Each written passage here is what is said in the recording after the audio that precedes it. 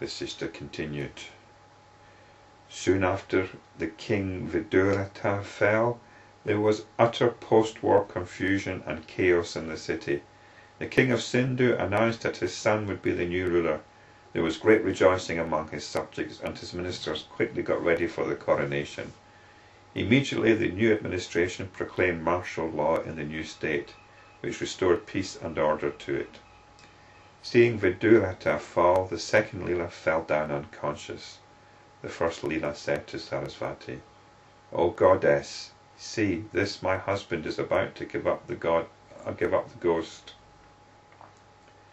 Saraswati said, "Dear one, all this terrible war, this destruction and death, are as real as a dream, for there is neither a kingdom nor the earth.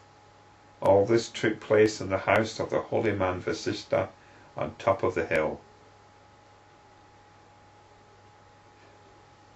This was the origin of Lila's previous husband, Padma.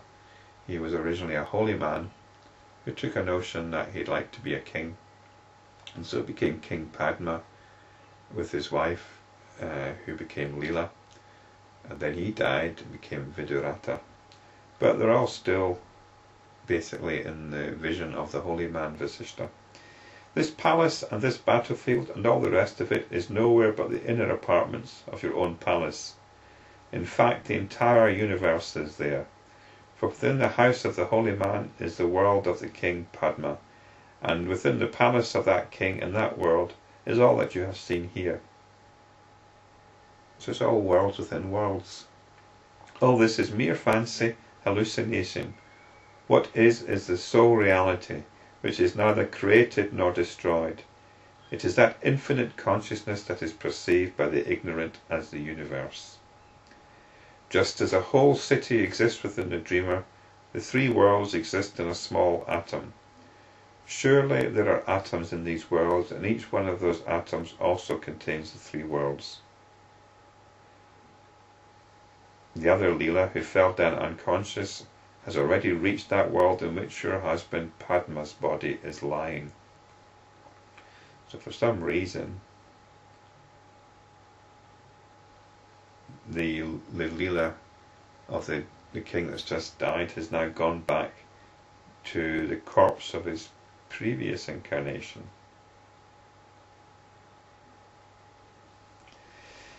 Lila asked, "O goddess, tell me, how did she go there already, and what are the people there telling her?" Saraswati replied, "Just as both of you are the fancied objects of the king, even so the king himself and I are dream objects. One who knows this gives up looking for objects of perception. In the infinite consciousness we have created each other in our fancy. The other youthful Lila was indeed yourself. She worshipped me and prayed that she would never be widowed. Hence, before the king Viduratha died, she left this place." That's what happened when she went unconscious. "Dear one, you are all individualized cosmic consciousness, but I am the cosmic consciousness, and I make all these things happen." Some of us might have a problem with this notion that this is all a dream, that things don't really matter. Well, if that's the case, all I can say is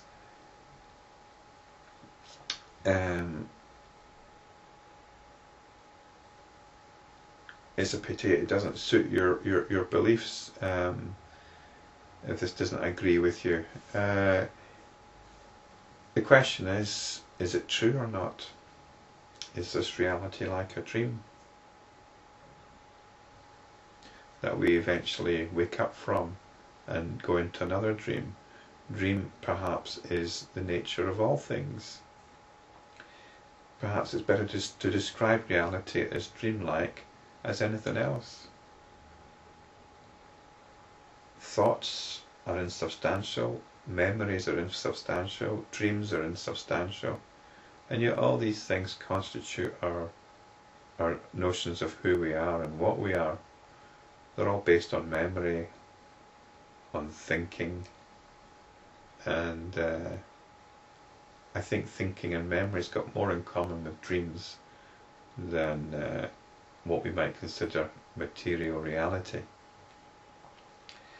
It's a question of what implications you draw from that, and it's the implications which might be disturbing. But I suggest that you examine these implications, and I suggest also that there might be more positive ones that can be drawn from these possibilities.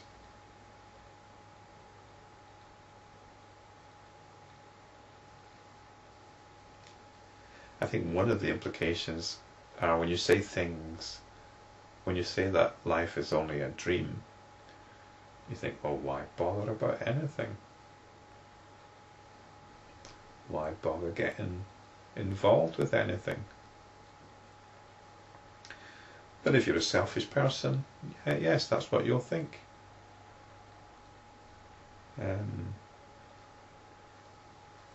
But if things are only a dream, then maybe you'll go for it even more. You'll engage even more. You won't hold back anymore.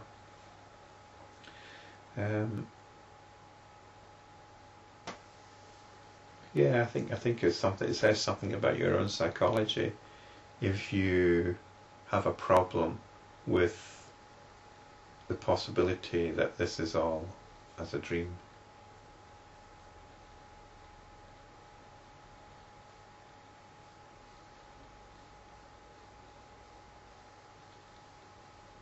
Yes, lots of interesting stuff to think about there.